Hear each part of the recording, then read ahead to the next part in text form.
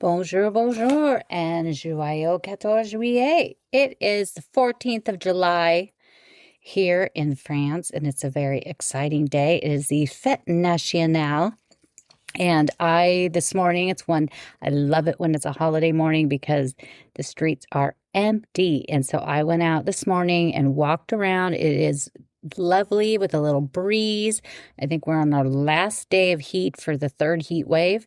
And I just walked around without anybody in the city, and it was fantastic.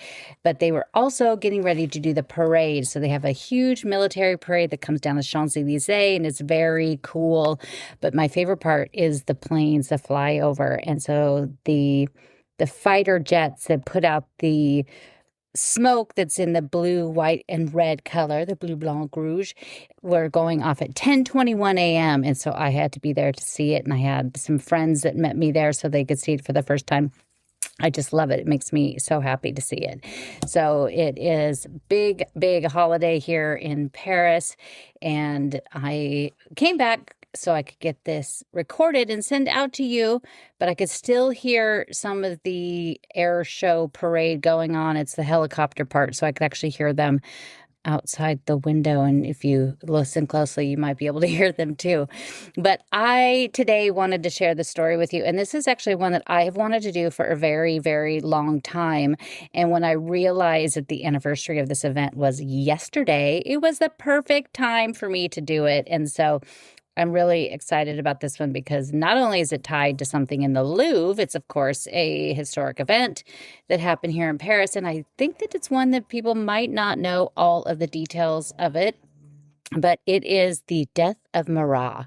And that is a painting that's in the Louvre, as I said. And they had an exhibit here dedicated to Jacques-Louis David back in October. It opened in October, the week before the theft of the jewels from the Louvre. And so I think it was like the 13th or so. It was that Wednesday, and the theft was that Sunday. And so this exhibit literally just like fell off the face of the earth. It just completely got no attention after everything that happened. And then, of course, there were strikes and all the other fun things that were going on in the Louvre.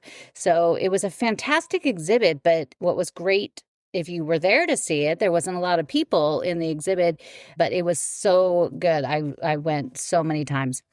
But they had the painting, the actual original painting that Jacques-Louis David did of Marat, and they had two of the copies. So I'm going to tell you all about it and where you could see the other copies as well. But it was on July 13th, 1793, that Charlotte Corday tucked her way into the apartment of the writer Jean-Paul Marat and plunged a knife into his chest while he soaked in the bath, killing the voice of the people within seconds. It was a pivotal moment in the French Revolution, was made famous by the painting by Jacques-Louis David. A copy by his atelier hangs in the Musée du Louvre, steps from the coronation of Napoleon, while the original resides at the Royal Museum of Fine Arts in Belgium. A few copies created under his watchful eye are scattered around France, and in the fall of 2025, all three came together in the Louvre.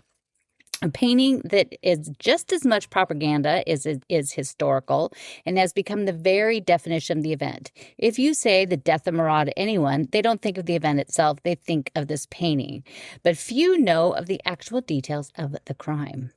You could say that 1793 saw some of the most notable deaths in France.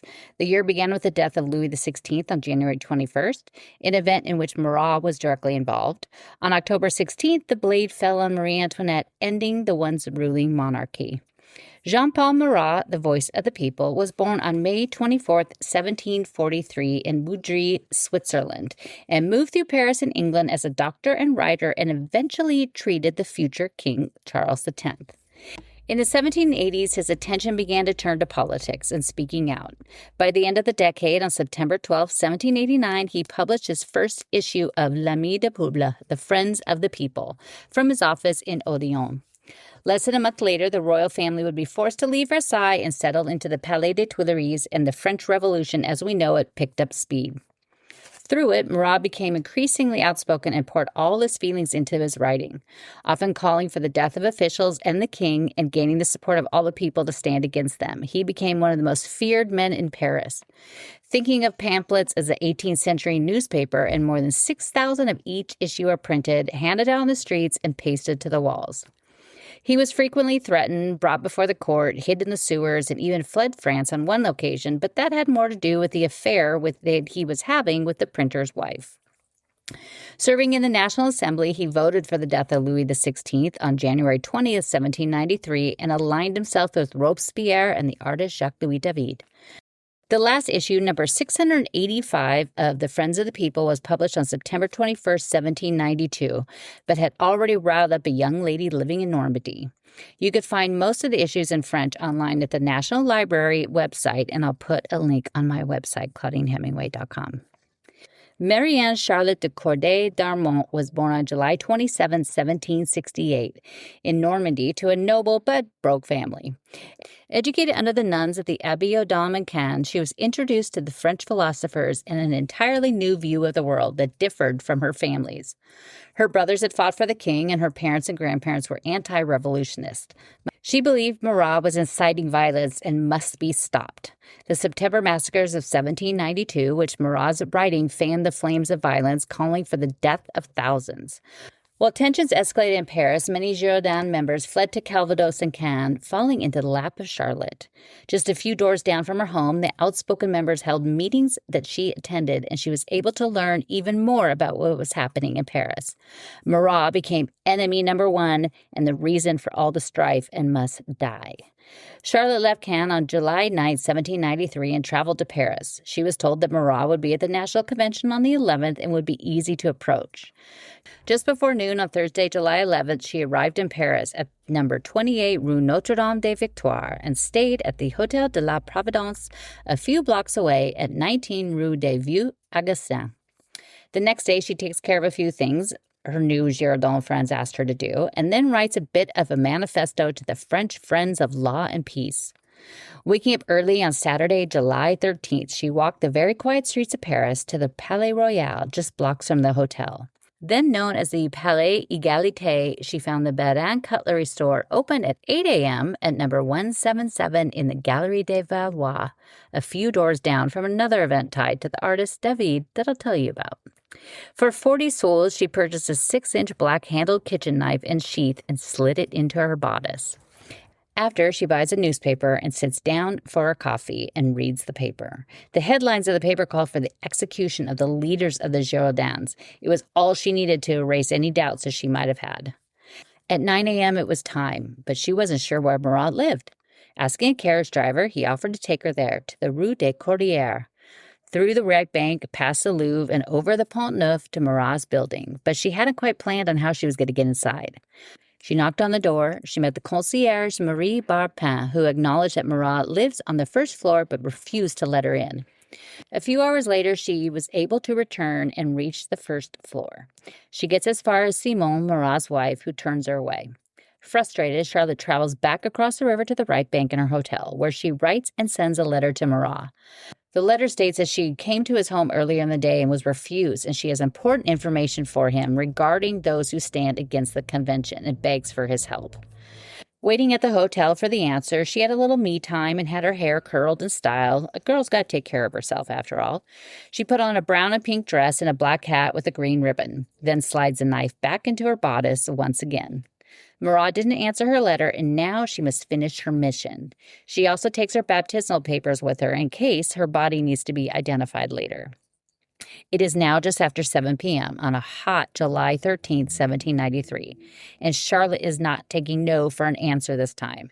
She arrives at the door, and Simone tries to turn her away. Charlotte raises her voice, and from the bathtub, Marat calls to let her in. She gives him her second letter, and they speak for 15 minutes, when suddenly Charlotte lunges forward with the knife and stabs Marat in the chest on his right side, and the blade cuts through his aorta, his heart, and pierces his lung. He dies within minutes. Simone lunges and attacks Charlotte and forces her to the ground with the help of Laurent Bras, who works for Marat. The neighbor across the way saw a chair being held in the air and attacking a woman and rushed over to hold Charlotte down as Simone tried to tend to Marat, but it was too late. Word of his death spread quickly on the streets below. The police arrived and interviewed everyone in the apartment. The two were alone at the time of the killing, unlike many depictions in drawings and paintings, but Charlotte truthfully tells the facts and exactly why she did it. quickly removed from the scene and taken to the police station. And by the end of the day, she sat in the Abbey prison down the street where Boulevard Saint-Germain and Rue de Four cross today. 2 days later, on July 15th, Charlotte Corday was moved to the Conciergerie, better known as the antechamber of death. In a few weeks, Marie Antoinette would also arrive. Charlotte's trial was held on July 16th. Earlier that morning, she wrote a letter to her father admitting to the entire crime. And with this one death, she would save hundreds of thousands of citizens. It was intercepted and used against her at trial. Court cases of this kind back then were a bit of a joke. They all ended the same way, at the guillotine. On Wednesday, July 17th at 8 a.m., Corday was sentenced to death, and the execution would happen in a matter of hours. Around 5 p.m., executioner Henri Nicolas Charles Sanson entered her cell to take her on the same walk he would do with Marie Antoinette almost exactly 3 months later.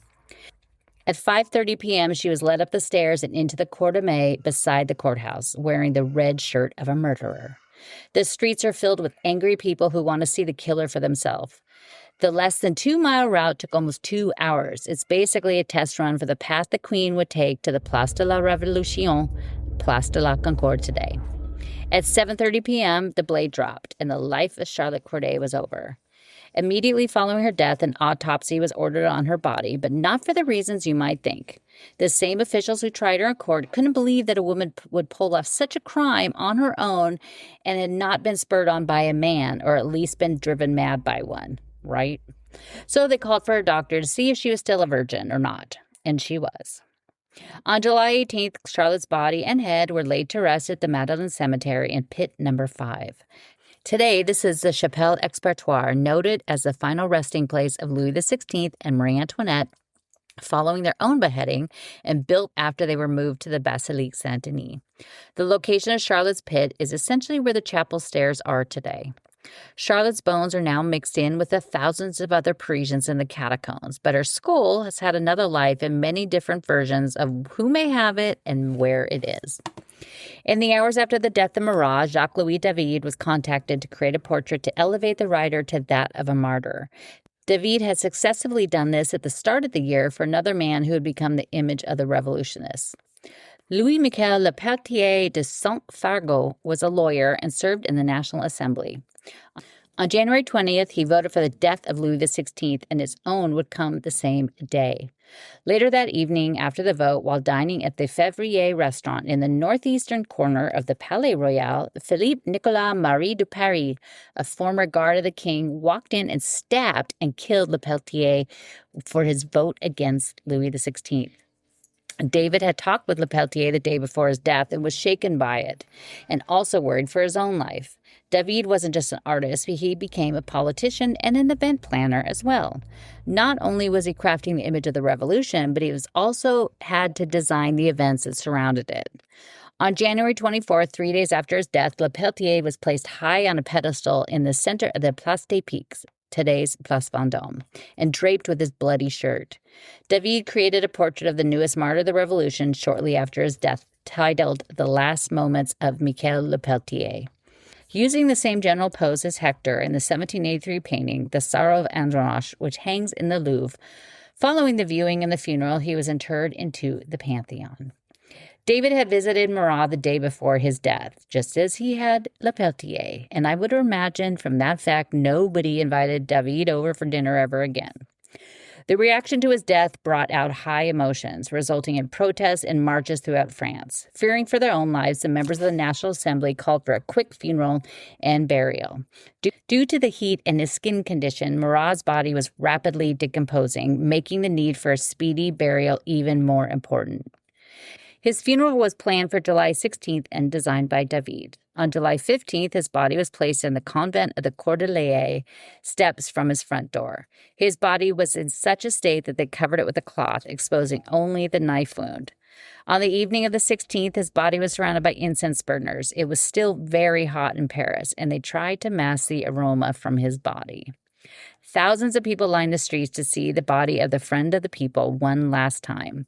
Just before the funeral parade was to start, the skies turned dark and a lightning and thunderstorm raged overhead, without a drop of rain. On September 21st, 1794, Marat was given the honor of the Pantheonization and interred into his final resting place of the great men of France. but it wouldn't last long. After the fall of Robespierre and the end of the Terror, the convention wanted to erase any of the reminders of this period and the men who were elevated in death to its glory. On February 26, 1795, his body and that of Lepeltier were removed and in the dark of night placed in the cemetery of Saint-Étienne-du-Mont. While David began painting Lepeltier immediately, he waited 2 months before he even started Marat. This also allowed the gravity of the event and the painting's eventual meeting to settle, which can be seen as both good and bad. The political climate was so charged at the time, with the people on one side fearing for their lives and the political careers, and the others wanting to elevate Marat to sainthood. The first depiction of the murder was done by Jean-Jacques Aurier and is held today in the Musée Lambenais in the city of Versailles. It was presented on August 10, 1793, in the newly opened museum that would come to be known as the Louvre. Although the victim and the assailant were in the room alone at the time of the murder, Charlotte is depicted as capturing the moment just after she strikes and kills. In the months after his death, many artists depicted the murder, but only one artist had been in the home of Marat and saw his body in the hours after his death. Taking his time, he finally completed the painting on October 14, 1793, a painting that is just as much propaganda as it is historical and has become the very definition of the event. David chose a simple scene, one that may seem unfinished, but was also his way of letting the few elements speak for themselves. Marat is placed in his tub, soaking in his sulfur water to help alleviate the pain of his skin condition. Once thought to be syphilis, in recent years they have been able to test the blood left on the letter that he had at his desk when he was killed. Marat suffered from a combination of atopic dermatitis, severe acneiform, and dandruff, but together left horrible lesions and flaking skin. A desk was created with a flat board onto his tub and a small box to hold his inkwell and extra quills alongside. He would spend the majority of his days since the start of June in this bath and wrapped his head in a cloth soaked in vinegar to help with migraine headaches. David drew on religious imagery to depict the fallen martyr. The white turban becomes a halo, the white sheet on which he rests a shroud, and his arm dangling from the tub, a version of the Pietà of Christ. The wound even resembles the one Christ bore, which was touched by St. Thomas. All subtle nods to something that then aligns this theme with something greater than just a political message. David was cutting his teeth for what would come in a few short years with Napoleon.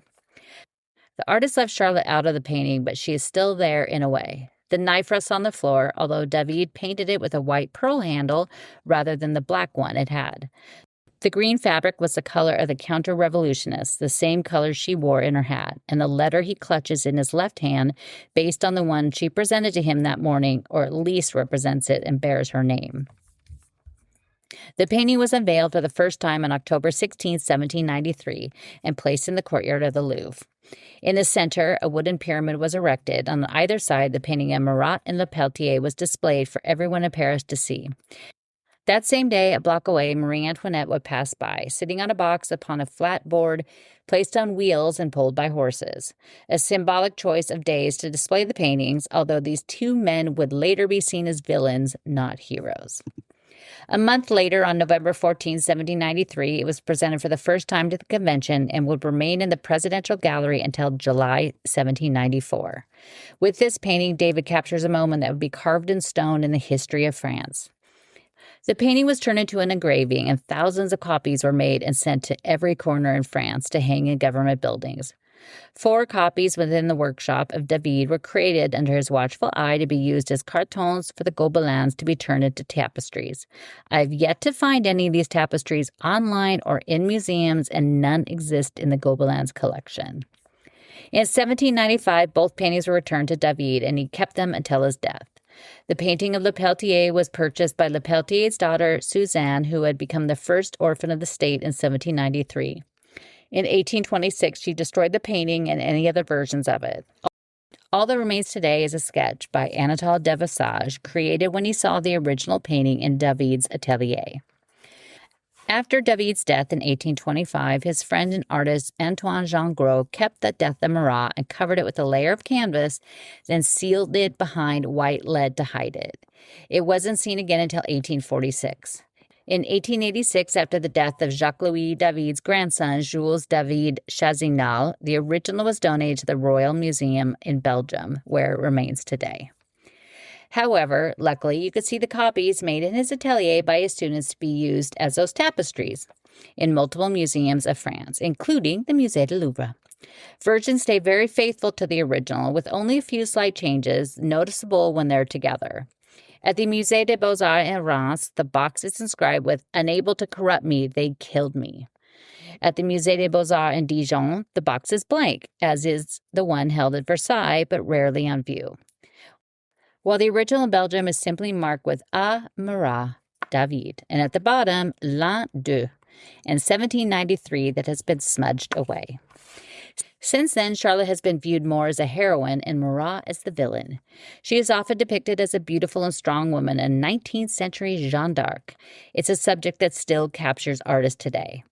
I recently saw a version by Bernard Buffet done in 1977. In 1907, Edvard Munch depicts the two as lovers, with Marat laying in bed and a nude Charlotte standing in front holding a knife. And even Picasso gave it his own reimagined existence. History is interesting, and art plays such a huge role in how it's told. It is exactly why I love the Louvre so much and discovering all these stories held inside a painting. It is also interesting how time can alter the view of these events. At the time this was painted, Marat was raised to the highest realm of a saintly martyr and only to come crashing down within 2 years. Time gives us an opportunity to see these things from many sides and gain a better understanding of it. Today, it's more important than ever to really look into these things the old-fashioned way, with reading and research and not AI. In Paris, you can find more on Marat and Charlotte Corday in the Musée Carnavalet, which also holds a copy of his death mask and even part of his jaw. There are many reminders in the streets of Paris, especially in Saint-Germain. You could book a walking tour with me and cover all of these and relive the history on the very streets where it happened. Now, the bathtub that Marat died in was later sold by his wife and remained missing until 1804, when it was purchased by a gentleman named André Augustin Capriot de Saint-Hilaire in Paris from a scrap metal dealer. Capriot took it with him when he moved to Taverny, north of Paris. After his death, his daughter Marie-Adelaide left it to the Abbé Joseph Riot upon his death in 1861. It was passed to Abbé Lacoste, the Bishop of Vannes, and eventually made its way to the tiny island of Île-aux-Mains. Lacoste liked to show it off to people, and word eventually spread, reaching the pages of Le Figaro on July 15, 1885. A year later, it was auctioned off and purchased by the Musée Grévin in Paris, where it's on display today. I really want to go in there and see it someday, but I haven't visited because those wax figures give me the creeps, and I don't want to go in there. But it's quite a story, isn't it? It's pretty amazing. And I'll put a bunch of pictures on my website and also from some of the locations. And I'm going to do a video of many of these places walking around. There is also on the Rue Ancienne de Comédie, which is just right, goes right into Boulevard Saint-Germain, is where his workshop used to be, and then his printer was there too, and then he had a few different places that he had an office that he would use before he needed to, retire to his tub. And on the back side, which is just the little alley, the Commence, there is a bell up there on the window, and it's still there to this day. And so he would write up there, and when he was done and was ready for the printer to come get it to put it together, he just open up the window and ring the bell, and then they knew to come up and get it. And that bell is still there, and I love to show it to people. And I just always wonder, do the people that live there know what that bell is? I hope so. And then maybe they could, I think that's just really cool. But that is not where he was killed. Where he was killed is actually just about a block away. It's where the medical school is now. And that building where he lived has since been destroyed. But I am going to do a little video walking around to see all those places. And we'll get that posted up on my YouTube this week. So make sure you check that out or subscribe to my newsletter, because I'll put it in my newsletter as well. And you can find all that at ClaudineHemingway.com. So I hope everybody is having a wonderful week and it's a little cooler wherever you are. But since it is the 14th of July, hopefully if you're hearing this today, and even if you're not, still do it, have something French today. Maybe some champagne, maybe a croissant, maybe some cheese. Do something that's French and think of how wonderful it is here. But anyway, I will see you next week with another fantastic story. I already know what it's going to be, and I can't wait to share it with you. So make sure you check it out, subscribe, and share this podcast with anybody that you know that loves French history. And I will see you shortly and talk to you all soon. À bientôt.